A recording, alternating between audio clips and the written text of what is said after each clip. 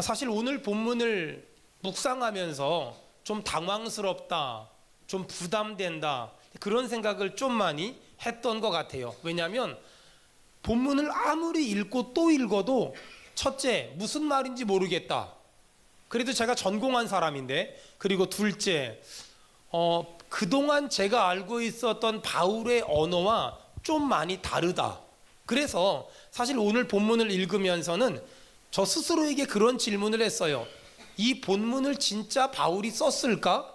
뭐 그런 생각도 아주 잠깐 했던 것 같아요. 그랬던 이유가 있는데, 여러분 고린도전서 4장 7절에 보니까 우리 다 같이 한번 읽을까요? 시작. 누가 널 남달리 구별하였느냐? 내가 있는 것 중에 받지 아니한 것이 무엇이냐? 내가 받았은즉 어찌하여 받지 아니한 것 같이 자랑하느냐? 여러분, 우리가 이렇게 편안하게 읽으니까 이렇게 읽을 수 있지만, 사실 그 바울이 얘기했다라는 생각을 가지고 오늘 본문을 읽어보면, 누가 너를 남달리 구별하였느냐? 내게 있는 것 중에 받지 아니한 것이 무엇이냐? 이렇게 편하게 얘기한 것이 아니라 약간 지금 바울이 화를 내고 있고 호통을 치고 있는 거예요. 누가 너를 남달리 구별하였느냐? 내게 있는 것 중에 받지 아니한 것이 무엇이냐? 내가 받았은즉 어찌하여 받지 아니한 것 같이 자랑하느냐? 막 이러면서 바울이 화를 내고 호통을 치고 야단을 치는 모습이 오늘 본문에 나온단 말이에요. 사실 어느 성경을 봐도 바울이 화를 냈다거나 성질을 냈다거나 혈기를 낸 모습이 거의 드러나지 않는데, 오늘 본문엔 유난히 바울이 화를 냈다, 호통을 쳤다, 지금 혈기가 났다는 느낌이 많이 들어요. 그래서 오늘 본문은 바울이 설교하지 아니한 것은 아닐까? 그런 생각을 했던 것 같아요. 자, 그렇다면 바울이 왜 지금 화가 났을까? 고린도전서 3장 그 앞에 한번 여러분 그 펴보세요. 21절. 고린도전서 3장 21절. 자, 우리 다 같이 읽겠습니다. 시작. 그런즉 누구든지 사람을 자랑하지 말라. 만물이 다 너희 것임이라. 자, 그 다음에 23절 다 같이 읽겠습니다. 시작. 너희는 그리스도의 것이요 그리스도는 하나님의 것이니라. 자, 모든 그리스도인들에게는 두 가지의 정체성이 있어야 되는데, 21절에 보니까 만물이 다 누구 것이라고요? 너희 것임이라. 그러니까 만물이 다 우리 것이다 라고 말하니까 그 말씀을 근거로 하면 우리는 굉장한 부자겠지요.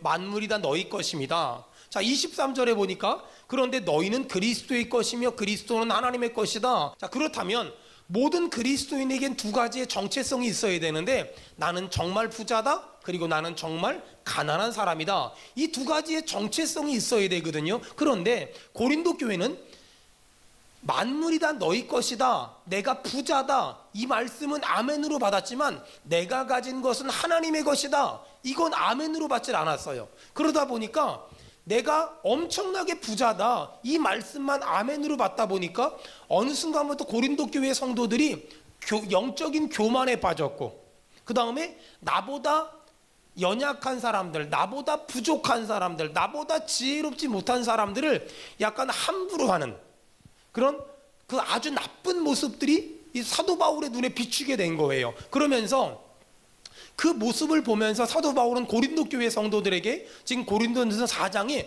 화를 내고 혈기를 내고, 너희가 지금 왜 똑똑한 줄 아니? 너희가 왜 지혜로운 줄 아니? 너희가 왜 영리한 줄 아니? 그거 하나님이 준 거잖아. 네 노력에 대한 결과가 아니잖아. 그런데 네가 어떻게 영적으로 교만할 수 있니? 그리고 어떻게 네가 다른 사람을 무시할 수 있고 다른 사람을 함부로 대할 수 있니? 라고 말하면서 사도 바울이 지금 화가 나가지고 고린도 교회 성도들에게 이야기하는 거예요.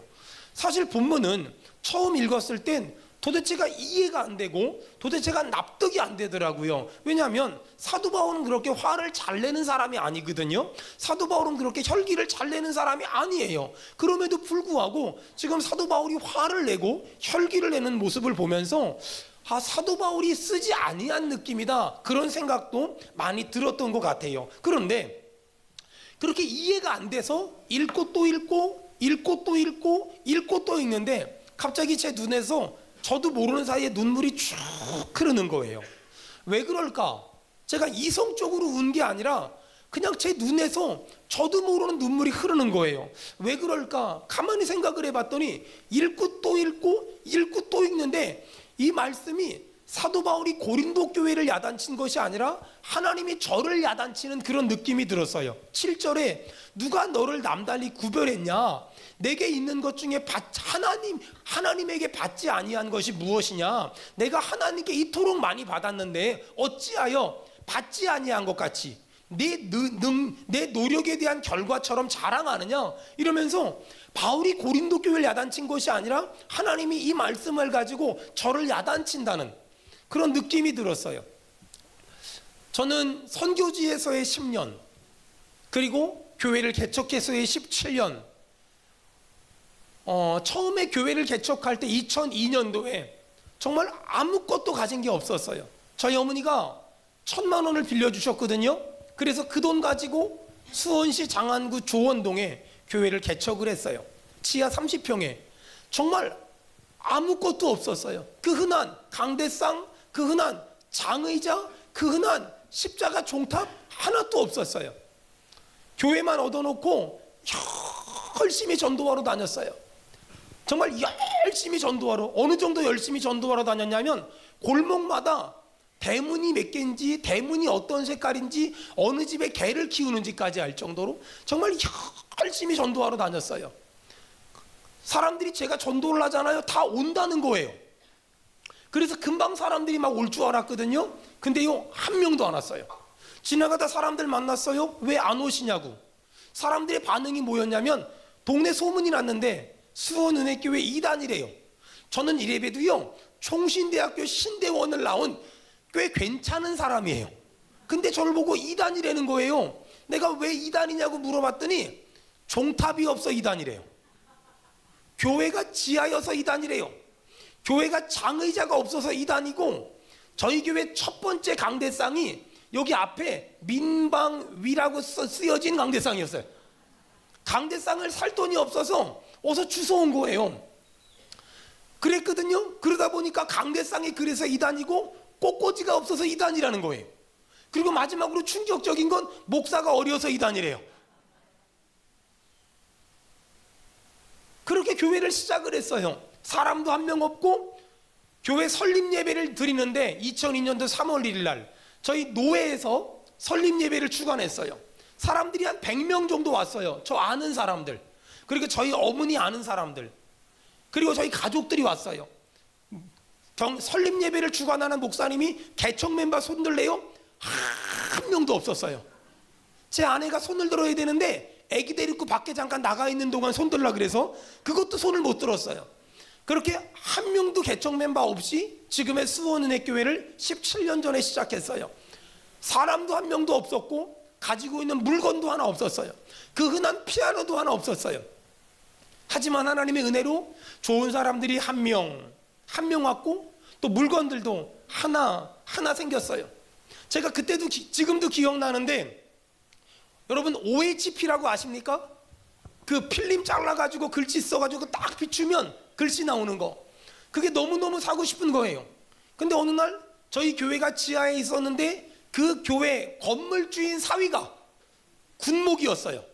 어느 날 휴가를 나와서 저랑 얘기를 하는데 자기가 군목인데 OHP를 2대를 기증을 받았다 그러면서, 전 거기까지 들으면서 저 사람이 하나를 줄라나 보다 이런 생각을 했거든요. 저보고 뭐라 그러냐면 2대를 기증받았는데 한 대를 싸게 사래요. 얼마냐고 물어봤더니 원가가 80만 원인데 50만 원이래요. 속으로 그랬죠. 지도 기증받아 놓고. 어쨌든 간에 그 50만 원이 없어서 제가 십자수 기도원에 3일 금식을 들어갔어요. 하나님 OHP를 주시옵소서, OHP를 주시옵소서, OHP를 주시옵소서. 그리고 와가지고 50만 원짜리 OHP를 사서 얼마나 행복하고 얼마나 기뻤는지 몰라요. 근데 어느 날 보니까 이 OHP가 어디론가 사라졌더라고요. 어쨌든 간에 그러면서 교회 물건들을 하나하나 사고, 또 좋은 성도들이 한 사람 한 사람 와서 지금의 교회가 만들어졌어요. 이렇게 저는 하나님에게 받은 게 정말 많거든요. 근데 어느 날 돌아보니 제가 이렇게 많은 걸 받았음에도 불구하고 하나님께 감사하지 않고 있더라고요. 그리고 마치 제가 지금의 제가 된 것이 하나님의 은혜의 결과가 아니라 제 노력의 결과처럼, 제 애씀의 결과처럼, 제 실력의 결과처럼 착각하고 있더라고요. 여러분, 저는 제 입으로는 단 한 번도 우리 교회는 내 노력의 결과라고, 우리 교회는 내 열심의 결과라고 말해본 적도 없고 말한 적도 없어요. 하지만 사람들이 어떻게 이렇게 수원은혜교회가 부흥했냐고 말했을 때 저는 하나님의 은혜라고 말했고 하나님이 복 주셨다고 말했지만 제 저 마음 밑바닥에는, 제 저 마음 깊은 속에는 저에게 교만이 있었어요. 내가 얼마나 열심히 했는 줄 알아? 내가 얼마나 노력했는 줄 알아? 내가 얼마나 밤잠 안 자고 노력했는 줄 알아? 내가 가족도 못 돌보고 얼마나 열심히 했는 줄 알아? 이런 마음이 제 마음 저 깊은 곳에 있었더라고요. 오늘 말씀을 읽는데 하나님이 그걸 보게 하셨고 깨닫게 하셨어요.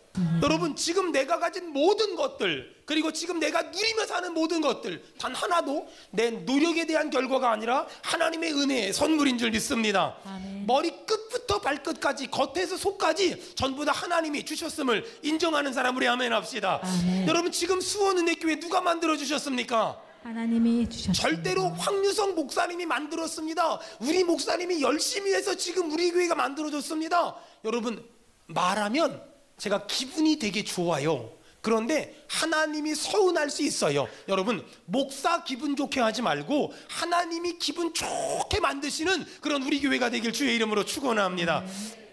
만일 제가 지혜로워서 실력이 있어서 똑똑해서 지금의 우리 교회가 됐고 지금의 우리의 삶이 됐다면 저도 자랑할 게 많지요. 봐봐라, 나처럼 하면 교회 부흥하는 거야. 나처럼 하면 사람들 몰려드는 거야. 근데 내 노력과 열심과 똑똑으로 지금의 우리 교회를 만들지 않았기 때문에 저는 제 지혜나 능력이나 제 목회의 어떤 그런 철학들을 자랑하는 것이 아니라 저에게 이렇게 목회할 수 있도록 지혜를 주신 하나님을 자랑합니다. 여러분, 하나님이 하셨습니다. 하나님의 은혜입니다. 하나님이 도와주셨습니다. 아멘. 여러분, 어떤 사람이 이렇게 질문할 수 있어요. 집사님은, 권사님은 어떻게 이렇게 지혜롭게 살 수 있어요? 제가요, 공부를 많이 했거든요. 제가 생각을 많이 했거든요. 틀렸어요. 어떻게 이렇게 지혜로울 수 있으세요? 하나님의 은혜입니다. 시작. 하나님의 은혜입니다. 우리 더 크게 합시다. 모든 것이 하나님의 은혜입니다. 모든 것이 하나님의 은혜입니다. 여러분,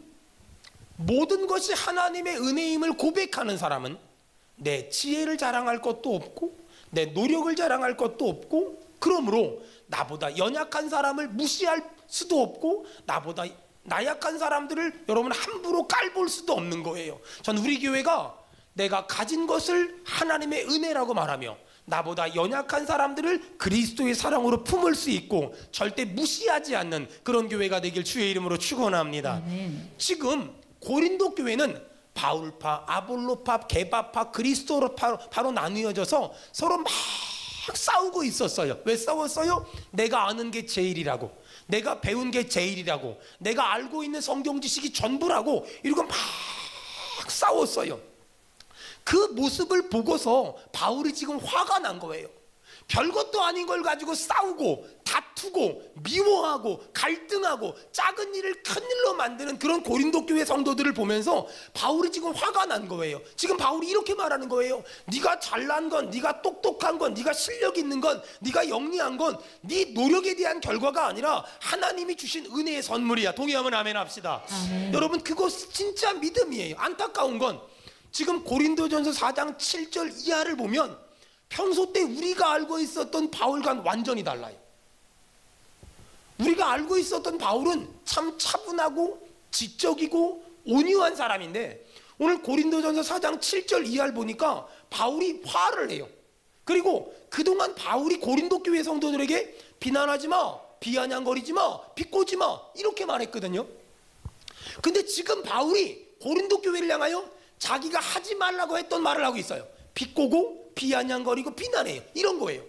그래, 너 잘났다, 너 똑똑하다, 너 대단하다, 그리고 나는 바보 멍텅구리다 이러면서 상대방을 비아냥거리면서 자기 자신은 약간 자학하는 그런 느낌이 드는 게 오늘 본문의 말씀이에요.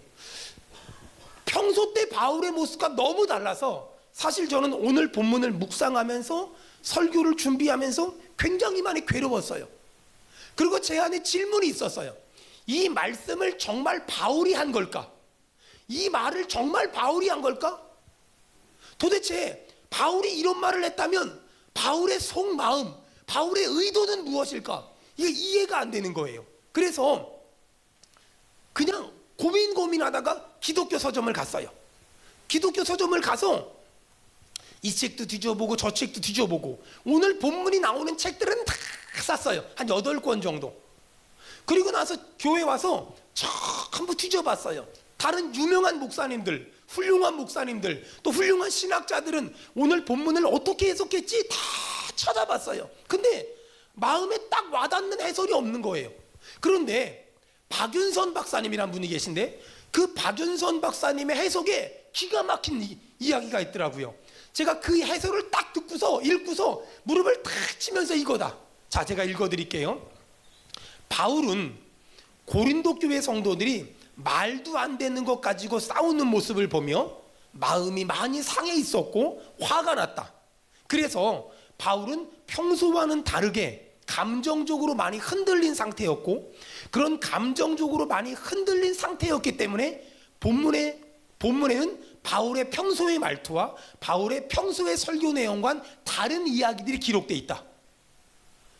그 글을 읽고서 딱 제가 무릎을 치면서 이거다. 자, 그렇다면 여기서 조금 더 우리가 한 가지 질문을 더 해야 돼요. 어떤 질문이냐면, 그러면 바울이 지금 고린도 교회 성도들이 말도 안 되는 걸 가지고 싸우고 다투고 있는 모습을 보며 화가 났잖아요. 그러면 내가 하나님이라면 화가 나 있는 바울, 지금 마음이 흔들린 바울이 성경을 쓸 때 이걸 성경을 못 쓰게 해야 되는데 왜 하나님은 화가 나 있는 바울이 성경을 쓰도록 내버려 두셨을까? 박윤선 목사님은 기가 막힌 이야기를 해요. 바울은 성경 어디를 봐도 정말 온유하고 겸손하고 신실한 사람인데 오늘 본문을 보니 바울이 평범하고 연약한 사람이라는 유일한 증거가 오늘 본문에 나오더라. 이렇게 말해요. 저는 그 글을 딱 읽고서 정말 맞다. 여러분 보세요. 위인전을 읽어보면은요, 그 사람의 장점, 대단한 모습들, 탁월한 모습들은 나오지만 그 사람의 연약한 모습들, 그 사람의 평범한 모습은 거의 안 나와요. 근데 성경을 보면 아브라함도 다윗도 이삭도 그 사람의 장점도 나오지만 그 사람의 연약함도 계속 나오거든요. 성경은 왜 어떤 사람의 연약함도 말할까? 모든 사람은 연약하다, 모든 사람은 평범하다, 모든 사람은 하나님이 아니라는 걸 설명하기 위해서 그래요. 자, 제가 예를 한번 들어볼게요. 아브라함, 대단한 사람인 게 어느 날 하나님이 아브라함에게 명령하세요. 본토 친척 아비 집을 떠나 내가 내게 지시할 땅으로 가라. 아브라함이 두 번도 물어보지 않고 그대로 따라가요. 또 100살에 얻은 아들을 바쳐라 그랬더니 아브라함이 두 번도 물어보지 않고 이번엔 자기 부인한테도 물어보지 않고 모리아산에 바치러 가요. 아브라함의 믿음 앞에 우린 전부 주눅들 수밖에 없어요. 그리고 우린 아브라함의 믿음 앞에 이런 기도해야 되거든요. 하나님, 아들은 아브라함만 바치고 우린 절대로 그럴 수 없나이다. 이게 우리의 솔직한 연약함이거든요. 그런데 아브라함의 믿음 앞에 이렇게 주눅들 수밖에 없는데 아브라함을 읽어보면 아브라함에겐 약점이 없었을까? 있었어요. 하나님이 아들 준다고 하고 빨리빨리 안 주니까 아브라함이 사라의 몸종 하갈과 동침해서 아들을 만들 생각을 하잖아요. 여러분, 그것을 보면서 무슨 생각을 하냐면 아브라함도 사람이구만, 이 생각을 하게 되는 거예요. 다윗도 그래요. 사무엘이 다윗의 아버지 이새의 집에 찾아갔어요. 여기서 하나님의 사람이 나온대, 아들 좀 불러봐. 다 불렀거든요. 또 없냐? 저기 들판에서 목동하는 양치는 다윗이 있는데 걔는 왕감이 아니에요. 어쨌든 불러봐. 사무엘이 다윗을 보고서 이는 하나님 마음에 합한 사람이라고 얘기했어요. 여러분, 저는 그런 말씀을 들으면 막 주눅이 들어요. 하나님이 나보고 뭐라 그럴까? 거기다가 다윗은 어릴 적에 큰 골리앗을 물맷돌로 싸워 이겼다는 거예요. 난 어릴 적에 말썽만 피웠는데. 이런 믿음의 영웅들과 우리를 비교하면 너무 연약하잖아요. 근데 참 신기한 게 성경은 다윗이 왕이 되고 나서 어느 날 낮잠을 잤대요. 낮잠 자다가 일어나 보니 저 옥상에 올라갔대요. 옆 사람 얼굴 좀 봐봐요. 옥상에 올라가지 말라고. 옥상에 올라가니까 늘 문제가 생기는 거예요. 옥상에 올라갔대요. 그리고 이렇게 봤더니 저쪽에서 여자가 뻘거벗고 목욕하는 거예요. 불러다가 간음하죠. 여러분, 그런 다윗의 모습을 보고서 뭘 느껴요? 아, 다윗도 사람이구만. 그런데 아브라함도 연약함이 있고 다윗도 연약함이 있는데, 아니 바울은요, 아무리 성경을 찾아봐도 특별한 연약함이 안 나와요. 막 바울을 굳이 흠을 좀 잡으려면 전도 여행 떠날 때 그 마가를 데려가는 문제로 바나바랑 약간 갈등했던 정도, 그거 외에는 바울은 흠 잡을 데가 없어요. 완벽한 사람이란 말이에요. 그런데 오늘 본문을 보니까는요, 바울이 고린도 교회 성도들이 별것도 아닌 걸 가지고 바울파, 아볼로파, 게바파, 그리스도파 만들어서 막 싸우는 모습을 보고 이 바울이 혈기를 내고 성질을 내고 화를 내요. 아니 복음 전도하다가 욕을 먹고 매를 맞고 죽을 뻔했을 때도 그러지 않았는데, 고린도 교회 성도들이 별것도 아닌 걸 가지고 화를 내고 짜증을 내고 성질을 내니까 그걸 보고 바울이 드디어 화를 내요. 여러분, 그걸 보면서 이렇게 생각하면 안 돼요. 바울이 어떻게 그럴 수 있어? 이러면 안 돼요. 뭐라고 생각해야 돼요? 바울도 사람이구만. 이렇게 생각하는 것이 가장 하나님 보시기에 합당하더라는 거예요. 여러분, 제가 여러분에게 아주 어려운 질문을 한 가지 하려고 하거든요. 여러분, 저는 여러분 앞에서 설교하는 사람이잖아요. 제가요, 설교한 대로 다 살까요? 못 살까요? 못 산다고 너무 그렇게 당연하듯이 말하면 저 기분이 안 좋아요. 맞아요. 저 설교한 대로 다 못 살아요. 근데 여러분, 이렇게 생각하면 어떨까요? 우리 모두는 우리 아이들의 엄마고 아빠예요. 아이들이 잘못하잖아요? 불러다 놓고 막 야단치죠. 막 혼내죠. 여러분, 부모님들에게 물어볼게요. 여러분은 아이들에게 가르친 대로 다 삽니까? 옆 사람 보고 물어봐요. 다 사냐고. 일단 얼굴 표정을 봐도 못 사는 게 보여요. 아니, 당신도 못 살면서 왜 나보고 살래? 당신도 못하면서 왜 나보고 하라는 거예요? 목사님이니까 그렇게 해야 됩니다. 여러분, 제가 목사 안수 받는 날 하늘에서 불이 떨어지는 줄 알았거든요. 안 떨어집디다. 그냥 평범한, 아브라함도 평범한 사람이고 다윗도 평범한 사람이고 바울도 평범한 사람이고 저도 평범한 사람이고 우리도 평범한 사람이에요. 자, 그렇다면 여기서 중요한 영적인 힌트를 얻어야 돼요. 그런 연약한 사람을, 그런 연약함을 보고 목사가 왜 저래? 집사가 왜 저래? 장로가 왜 저래? 이렇게 말할 것이냐, 아니면 그런 연약한 사람을 보고 내가 좀 넓은 마음으로 품어줄 것인가? 저희 수원은혜교회가 그런 누군가의 연약함을 보고 비판하고 비난하는 교회가 아니라 품어주고 안아주고 보듬어줄 수 있는 그런 교회가 되길 주의 이름으로 축원합니다. 가끔 선교사님들한테 전화가 와요. 또 개척교회 목사님들한테 전화가 와요. 도와달라고. 그럼 제가 도와줄 때도 많이 있지만 못 도와줄 때도 진짜 많아요. 그럼 어떤 분은요, 왜 저 사람은 도와주고 난 안 도와주냐고 막 이렇게 막 투덜거리고 막 성질 낼 때 있어요.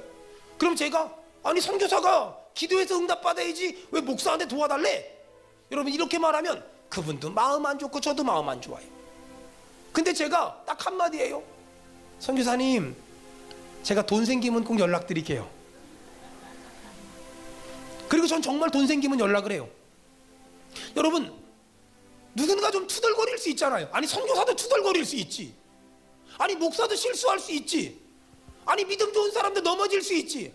그걸 가지고 비난하고 비판하고 비꼬는 게 아니라, 아니 바울도 너 비난하지 마, 비꼬지 마, 비아냥거리지 마, 고린도 교회 성도들에게 얘기했지만 바울도 화가 나니까 자기가 비꼬고 자기가 비아냥거리고 자기가 비난하잖아요. 근데 그걸 보고 바울이 어떻게 이럴 수 있어? 이러면 안 돼요.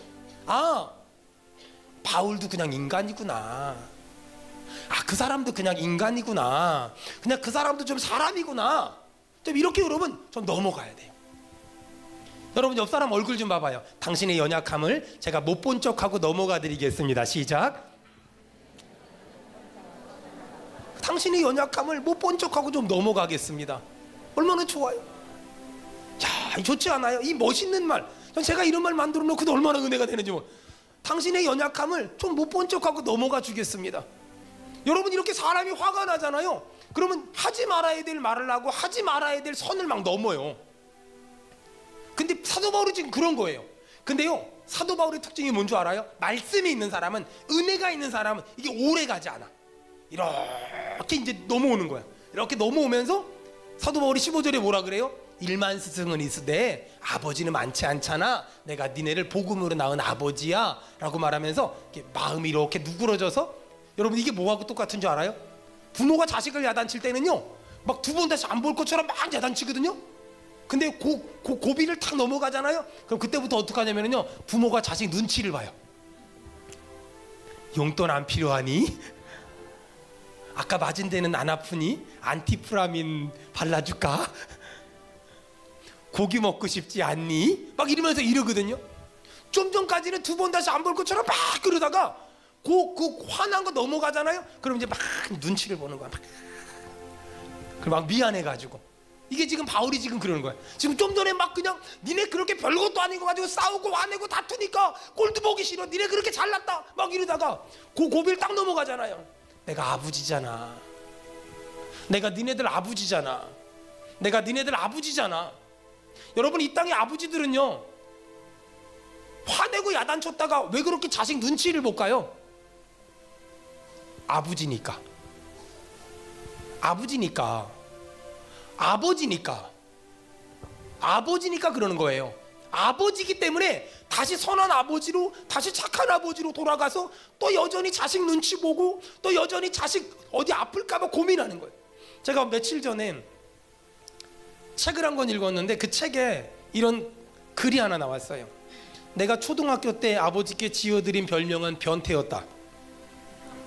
여름만 되면 우리 아버지는 속옷만 입고 내 옆에서 주무셨기 때문이다. 아마 여기도 자식들한테 변태 소리 듣는 아빠들 몇 명 있을 거예요. 그때마다 나는 아빠에게 아빠는 변태야 라고 소리쳤다. 엄마도 딸 옆에서, 엄마도 아빠에게 딸 옆에서 뭐 하는 거냐면 나무라셨다. 그때 나는 아버지는 여름이면 왜 속옷바람에 맨몸으로 내 옆에서 주무시면서 변태 아빠라는 말을 듣고 그러면서도 씩 웃으셨는지 몰랐다. 세월이 흘러 이제 나도 그때의 아버지만큼 나이를 먹었다. 근데 어느 날 우연히 아버지의 일기장을 발견했다.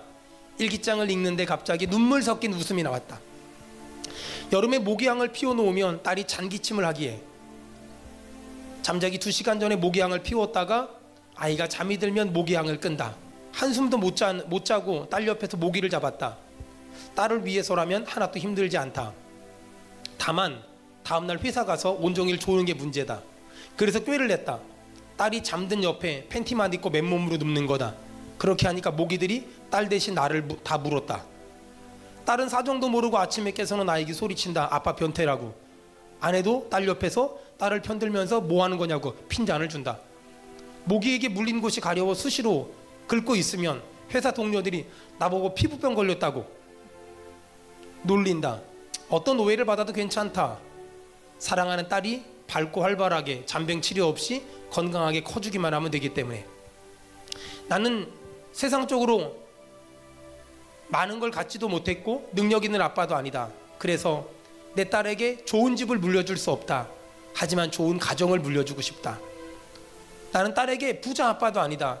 하지만 친구 같은 아빠가 돼주고 싶다. 나는 딸에게 물려줄 재산도 없다. 하지만 아빠의 사랑을 물려주고 싶다. 저는 오늘 본문을 묵상하면서 처음에는 바울이 너무 화를 내니까, 바울이 너무 혈기를 내니까 오늘 본문은 바울이 안 쓴 거 아니야 라는 생각까지 혼자 했었어요. 그런데 본문을 묵상하면서 아버지 마음이다, 아버지 사랑이다. 자식이 잘못하니까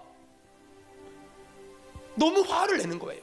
자식이 잘못하니까 엄청나게 야단치는 거예요. 자식이 잘못하니까 어마어마하게 꾸짖는 거예요.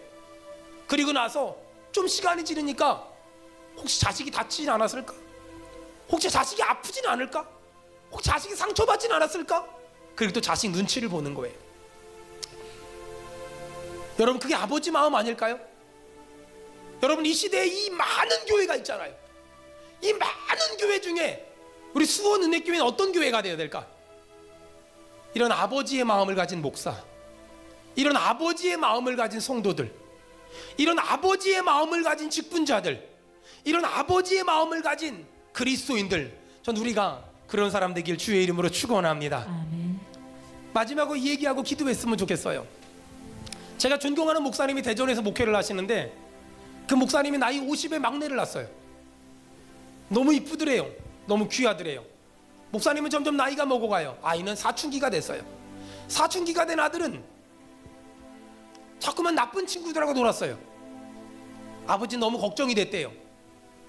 나쁜 친구들 만나지 마라, 나쁜 친구들하고 놀지 마라.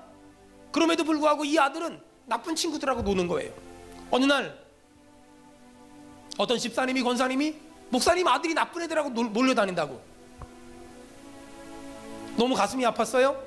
그리고 아버지 목사님은 아들에게 뜰 안에서 씻으시면서 그런 애들하고 놀지 말라고. 그리고 만약에 그런 애들하고 놀면 아빠가 너를 10대를 때릴 거라고. 알겠다고. 근데 그 다음날 여전히 나쁜 애들하고 놀았어요. 그리고 소문이 들렸어요. 아버지 목사님은 아들을 불렀어요. 그리고 이제 아빠가 너랑 약속했잖아? 나쁜 애들하고 놀면 때린다고. 그리고 때리려고 해요. 머리를 때리려고 하니 머리가 터지려고 해요. 배를 때리려고 하니 잘못될 것 같아요. 다리를 때리려고 하니 부러질 것만 같아요. 아무데도 때릴 데가 없어요. 그래서 아버지가 선택한 건 아버지가 자기 다리를, 자기 회초리를 10대를 세게 때렸어요. 아들이 깜짝 놀랐어요. 아들이 정말 많이 당황했어요. 아버지 그러지 말라고. 아버지 그러지 말라고. 제발 그러지 말라고. 그 다음날 아버지가 신방 갔다 오셔서 뜰 안에서 다리를 닦고 있는데, 세수대에 다리를 닦고 있는데 아들이 옆에 있었어요. 아버지 다리가 시뻘겋게 멍이 들었어요. 근데 마침 친구들이, 그 나쁜 친구들이 밖에서 소리쳤어요. 누구누구야 놀자. 그때 아들의 눈이 아버지의 다리를 갔어요. 그리고 그 친구들에게 한마디 외쳤어요. 이제 너희들이랑 안 놀아. 너희들 안 만날 거야. 내가 너희들 안 만날 거야. 내가 너희들 안 놀 거야. 여러분, 그 아버지가 누굴까요? 하나님 아닐까요? 여러분, 그 아버지가 누군지 아세요? 우리의 마음이 돼야 돼요. 여러분, 교회는 누군가를 비판하고 비난하고 정죄하는 곳이 아니라, 교회는 실수하고 잘못하고 연약한 사람들을 하나님 아버지의 마음으로 안아주는 곳, 수원은혜교회가 그런 교회 되길 축원합니다.